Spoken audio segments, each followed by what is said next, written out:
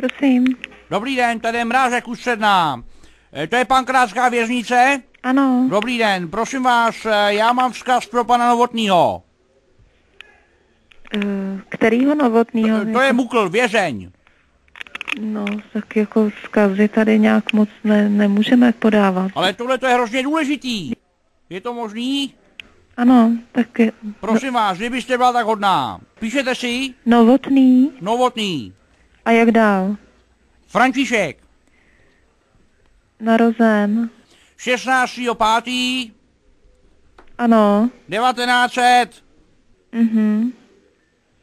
A máme ho tady u nás určitě. Máte ho 100% u vás. A co mu máme vyřídit? Kdybyste byla tak hodná.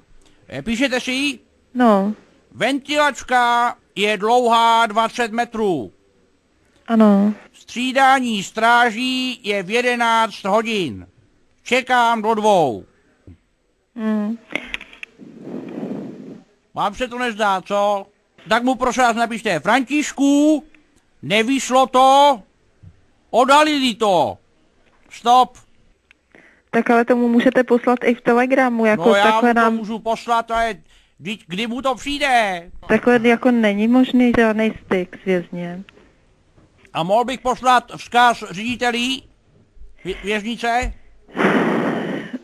Jako tenhle ten vzkaz. Ne, pošlete to normálně telegramem a to bude to tady jako za chvíli, nebo zítra. Mně jde o to, že bych chtěl řediteli vzkázat. Dneska večer ti ten tvůj barák vypáčíme a kluky osvobodíme.